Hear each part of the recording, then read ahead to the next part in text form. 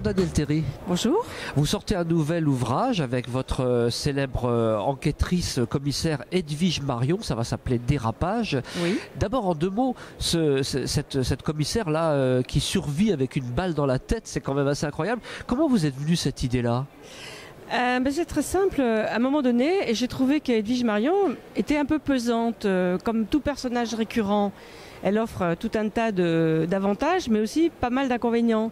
C'est-à-dire qu'il faut quand même chaque fois la remettre en scène, reprendre son histoire.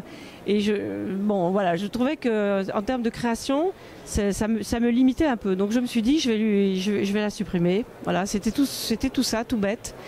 Et puis une balle dans la tête, bien sûr, ça n'est pas anodin. La balle est sortie quand même, je le précise. Ah oui. Mais, elle a fait quelques dégâts. Hein. Elle a fait quelques dégâts, donc elle a gardé des séquelles. Et à la fin du livre, on m'a dit mais non, il ne faut pas tuer cette héroïne, elle est trop bien, les lecteurs vont en vouloir. Je commençais à avoir des réactions d'ailleurs de certains lecteurs. Alors je ne vais pas me comparer parce que ça serait excessif à Conan Doyle, mais quand il a voulu tuer Sherlock Holmes... Ah, vous tuez leur jouet, leur héroïne favorite, ça va pas aller. Voilà, oui. Donc c'était un petit peu ça. On me disait ben non, et même des éditeurs étrangers m'ont dit mais non, mais s'il n'y a plus Edwige Marion, voilà, c'est fini quoi. On ne vous suit plus sur ce terrain. Donc je l'ai gardé et après il a fallu que je gère les séquelles de la blessure. Ouais, donc mais dans Dérapage, elle va très bien. Elle a eu quelques petites séquences encore. Elle en a encore un peu, mais disons qu'elle en parle moins. C'est le moins qu'on puisse dire. Oui. Vous avez quasiment créé un nouveau personnage complètement déjanté. Voilà. Donc c'était ça l'intérêt en réalité, c'est que appartient plus. Ouais. C'est que du coup, elle a redonné un second souffle à mon écriture, parce que elle, ce n'est plus la même femme qu'avant. Pour multiples raisons, et aussi parce qu'elle est plus âgée, et puis parce que pendant quelque temps, on n'a pas pu lui confier de services à diriger, parce qu'elle n'était plus en mesure de le faire. Mais pour en revenir à ma question, c'est tiré d'un fait réel. Il y a un cas comme ça qui s'est produit dans votre entourage, puisque vous avez été commissaire de police aussi, vous, pendant des années, donc vous avez dû en voir des vertes et des pas mûres. Il y a quelque chose comme ça qui vous a fait penser à cette idée-là? Oui, absolument, mais ça n'est pas arrivé dans mon entourage proche, mais oui, je connais quelqu'un qui a été... qui a eu une blessure assez grave et qui a survécu et qui s'en est sorti très très bien.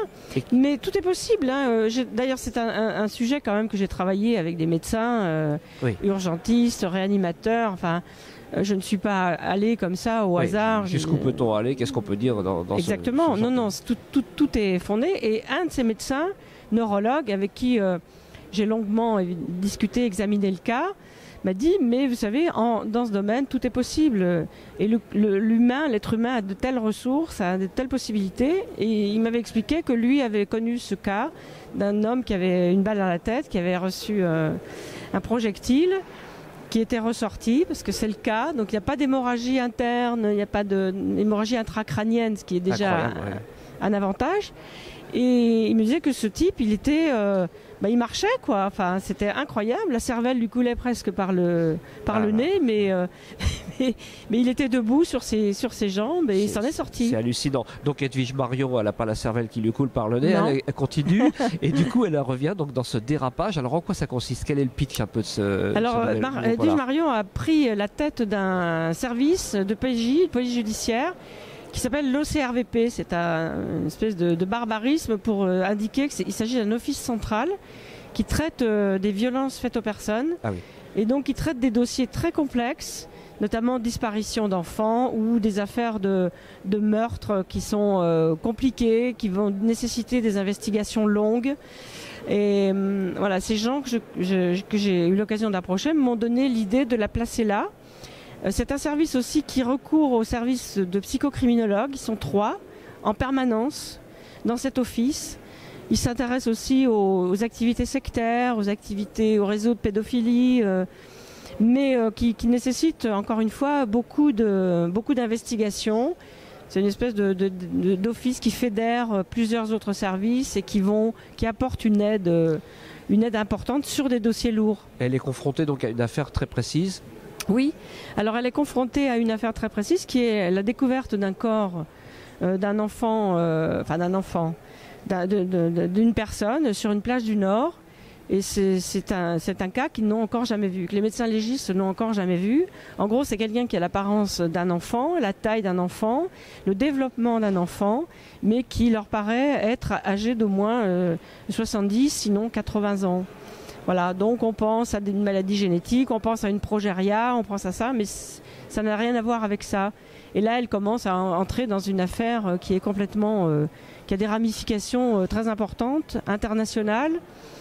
Et dans le même temps, pendant qu'elle était blessée et qu'elle était en incapacité de gérer sa vie, sa fille adoptive, donc Nina, avait été confiée à sa sœur qui vit à Londres, avec un éminent savant chercheur en génétique, en biologie génétique.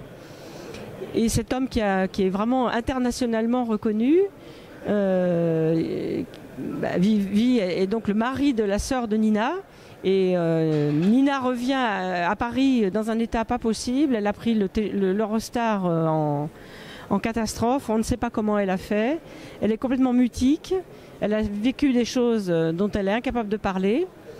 Et sa sœur et le professeur Marie, donc chercheur savant, a disparu. Ils ont disparu. Le couple a disparu. Voilà, donc toute cette histoire arrive sur Marion. Donc elle est obligée de gérer sa fille qui est dans un état de grand délabrement psychologique.